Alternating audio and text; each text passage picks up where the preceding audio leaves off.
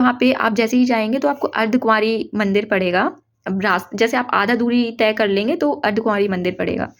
वहाँ पे आपका कार्ड बनता है, तो यदि आप कार्ड बनवा लेते हैं, तो आपको 3 से मतलब जल्दी दर्शन हो जाते हैं और आप कार्ड से जाके वहाँ पे अर्धकुँवारी मंदिर में मतलब जो वैष्णो माँ हैं, वो 9 महीने उस गुफ़ा में जो है वो रही थी, मतलब वो वहाँ पे उनका निवास किया था उन्होंने, मतलब अलोप रही थी वो वहाँ।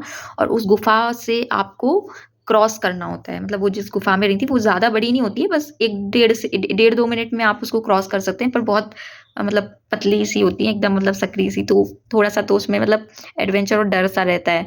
बट हाँ, आप भक्ति के साथ जाएँगे तो आप चले जाएँगे। मेरे को तो स्टार्टिंग में डर लग रहा था, पर हम लोग चले गए थे फिर। उसके बाद से वहाँ पे आप जाते साथ मतलब चढ़ाई कर रहे हैं जब, तब दर्शन करने चाह रहे हैं तब कर सकते हैं। अदरवाइज़ आप वापस आते टाइम भी दर्शन कर सकते हैं। जैसे हम लोगों ने वापस आते टाइम दर्शन किए थे।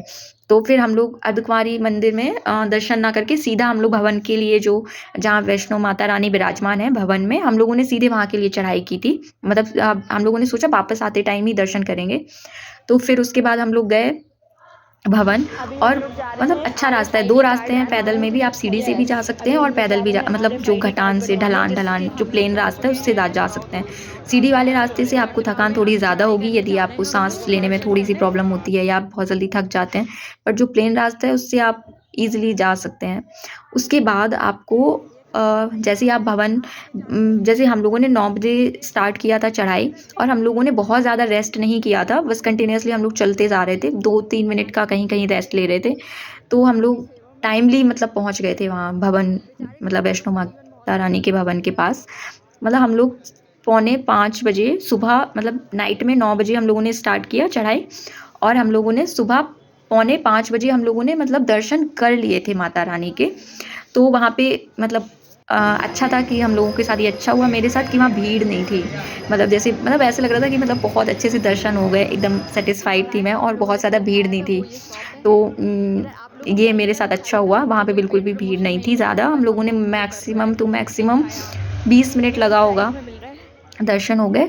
उसके बाद दर्शन करके फिर हम लोग निकले, तो वहाँ पे ही आपके फ़ोन, सेल फ़ोन आप ले जा सकते हैं बिल्कुल भवन तक, और भवन के ही पास आपके लॉकर लगे हुए हैं वो लोग, तो आपको बिल्कुल टेंशन नहीं लेना है, वहाँ पे वो सेफ़ली ही रहते हैं। आप सेल फ़ोन वहाँ अपने सबमिट कर सकते हैं।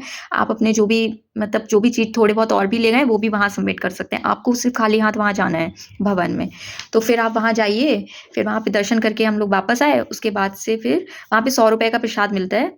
तो वो ₹100 का मतलब वो ट्रस्ट उनका रहता है, जो माता रानी के जो ट्रस्ट वहाँ पे हैं, वो लोग ही देते हैं, तो आपको वो ले लेना है, ठीक है? तो वो आपका चढ़ाई चढ़ जाता है प्रसाद वहाँ पे।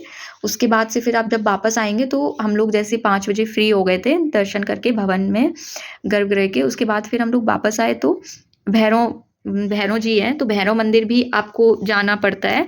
जाना पड़ता है क्या, जाना ही चाहिए, क्योंकि ऐसा कहते हैं कि माता रानी के दर्शन अधूरे रहते हैं जब तक आप भैरव जी के दर्शन नहीं करते हैं। तो और जो भैरव जी हैं, वो जहाँ माता रानी विराजमान हैं, जहाँ उनका भवन है, वहाँ से भी वो और ऊँचाई पर विराजमान हैं, जो भैरवनाथ हैं। तो भैरवनाथ मंदिर हम लोगों ने फिर 5 बजे से चढ़ाई स्टार्ट की, और वहाँ पे 2 आप रोपवे से भी जा सकते हैं और आप पैदल भी जा सकते हैं। तो रोपवे से आप जाएँगे तो ₹100 पर पर्सन लगता है। वो भी थोड़ा चढ़ाई है, ज़्यादा ही है चढ़ाई। तो वहाँ पे आप ₹100 दे के या तो आप रोपवे से चले जाइए, और वो सुबह में सवा 7 या साढ़े 7 से ओपन होता है वो रोपवे जो स्टार्ट होता है। तो हम लोगों का 5 बजे दर्शन हो गया था, तो हम लोगों ने थोड़ा चाय-वाय पी, उसके बाद हम लोग निकल गए पैदल ही भैरवनाथ मंदिर के लिए। तो फिर वहाँ से चढ़ाई स्टार्ट की, तो फिर हम लोग पहुँच गए थे साढ़े 8, 8 या पौने 8, 8 बजे मुझे लगता है, हाँ, एग्ज़ैक्टली 8 बजे हम लोग पहुँच गए भैरवनाथ मंदिर। और वो सबसे एकदम मतलब हाइट पर हैं, बहुत ऊँचाई पर हैं वो भगवान जी, तो भैरवनाथ जी। तो उसके बाद फिर वहाँ पे लकीली हम लोगों जब पहुँचे, तो वहाँ पे मतलब अभी कपाट वहाँ खुले नहीं थे। तो वहाँ पे मतलब आरती होने के बाद फिर कपाट खुलते, तो आरती हुई, और फिर उसके बाद से आरती में हम लोग शामिल हुए, उसके बाद से कपाट खुले और हम लोगों ने दर्शन करे। उसमें भी मुझे लगता है 25 से 30 मिनट मतलब आध घंटा मैक्सिमम हम लोग को वहाँ भी दर्शन करने में लगा, ज़्यादा टाइम नहीं लगा। उसके बाद हम लोगों ने वहाँ भी दर्शन किए, उसके बाद से वहाँ भी बहुत अच्छे से दर्शन हो गए। तो फिर वहाँ से दर्शन करके हम लोग वापस आए। वहाँ पे आपको भभूति भी मिलती है, उनकी भस्म जो भैरवनाथ की मन रहती है, तो वो भी आप लेकर ज़रूर आइएगा। और वहाँ पे भी प्रसाद मिलता है आपका, तो मुझे लगता है वो भी 100 में ही मिलता है, तो आप वो प्रसाद आपका भैरवनाथ मंदिर में चढ़ता है। ठीक है? उसके बाद फिर आप वापस आइए, तो फिर जैसे हम लोग वापस आए और आपको उन सब चीज़ों में आपके बस प्रसाद में ₹100 वहाँ आपके खर्च होंगे, ₹100 आपके भैरवनाथ मंदिर के प्रसाद में खर्च होंगे, बाकी आपके और कहीं भी पैसे नहीं लगते हैं। फिर जब हम लोग वापस आते हैं, तो वापस आते हुए मतलब 2-3 जगह एक जगह मतलब 2-3 जगह लंगर होते हैं, मतलब भंडारा टाइप का होता है, प्रसाद बँटता है, तो आप उस प्रसाद को ज़रूर से मतलब ले लीजिए और उसको अपना ग्रहण करिए उस प्रसाद को। तो जब से हम लोगों ने सबसे पहले मिला था चने और हलवा, जो हम लोगों ने प्रसाद लिया, उसके बाद हम लोगों ने उसको ग्रहण किया। उसके बाद से फिर हम लोग थोड़ा आगे बढ़ गए और जब आते-आते तो हम लोगों का थोड़ा-सा हालत ख़राब हो गया था, बट मैजिकली वहाँ पे है कि आप मतलब इतना चढ़ाई करने के बावजूद भी आप थकेंगे नहीं, मतलब बिल्कुल फ़ील ही नहीं करेंगे कि आप थके हुए हैं। ये वहाँ की बहुत ही अद्भुत या मैजिकल है जो भी है, मतलब स्वयं माता रानी ऐसा लगता है कि आपके साथ में है और वो आपको एनर्जी दे रही हैं, आपके साथ चल रही हैं। उसके बाद फिर हम लोग जैसे ही नीचे वापस आते हैं, तो फिर हम लोग लंगर वो जो प्रसाद था वो फिर एक और नीचे आते हैं, तो वहाँ पे जब आप अर्धकुँवारी मंदिर जब आप वापस आएँगे, तो वापस आते टाइम वहाँ पर आपको जो आपका RFID कार्ड जो आपने बनवाया था विज़िटिंग कार्ड, वो आपका वापस आपको करना पड़ेगा रिटर्न वहाँ पर, तो आप वो रिटर्न कर दीजिए। उसके बाद जो आप वहाँ पे चढ़ाई करते टाइम जब आप जाते हैं, तो जो डंडा लेकर जाते हैं ना, उसको बहुत सपोर्ट रहता है, वो आप ज़रूर से ज़रूर ले लीजिएगा। तो वो जो डंडा जो आप जिसके सपोर्ट से चलते हैं, वो भी आप रिटर्न करना चाहें तो आप कर सकते हैं। हम लोगों ने रिटर्न कर दिया था।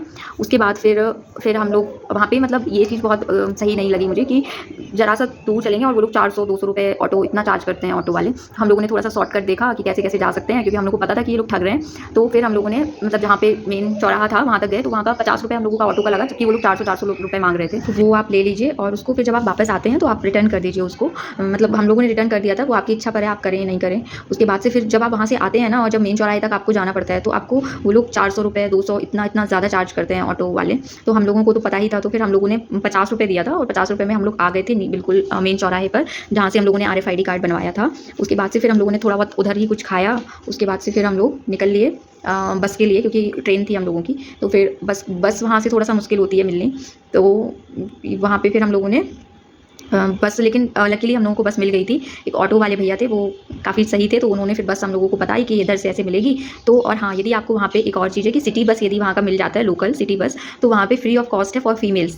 तो यदि आप महिला हैं तो आपको बिल्कुल फ्री, आपको वहाँ पे कटरा से लेकर जम्मू तक का आपको टिकट नहीं देना पड़ेगा, और यदि आप मेल हैं तो आपको देना पड़ेगा ₹100 बस का, और टैक्सी का तो फिर वही है जो मैंने स्टार्टिंग में बताया प्राइस। उसके बाद से फिर आप जब वापस आएँगे कटरा से जम्मू, तो जम्मू से फिर आपकी जो भी ट्रेन हो आप फिर ट्रेन देख लीजिए, और ट्रेन से फिर आपका जो भी शहर है आप वहाँ तक आ जाइए। मतलब वहाँ हम लोगों को तो फाइनली अब मैं आप लोगों को अपना बजट बता देती हूँ कि मेरा बजट कितना लगा। तो हम लोगों ने स्टार्ट किया जहाँ से, जिस शहर से, वो भी ऐसे नहीं दूर था, काफ़ी दूर था, क्योंकि हम लोगों को पहुँचने में ही 1 दिन लग गया था पूरा। मतलब हम लोगों को 16 से 17 घंटे लगे थे जम्मू तक पहुँचने के। तो वहाँ से जहाँ से हम लोगों ने स्टार्ट किया और हम लोगों के घर आने तक टोटल जो पैसे खर्च हुए, वो आप बिलीव नहीं करोगे, सिर्फ ₹2100 खर्च हुए हैं। मतलब ₹2100 में हम लोगों ने खाना भी खाया, हम लोगों ने जो भी स्टे किया नहीं किया जो भी, और हम लोगों का प्रसाद, मतलब इंक्लूडिंग सब कुछ एवरीथिंग, हम लोगों का सिर्फ ₹2100 लगा था। उससे ज़्यादा एक भी रुपये नहीं लगा। जो भी किराया भाड़ा जो भी था सब कुछ मिला के ₹2100 लगा। और हाँ, पर मैं एक बात बता दूं कि हम लोगों ने कोई भी रिजर्वेशन नहीं किया था, ना ही जाने का और ना ही वापस आने का।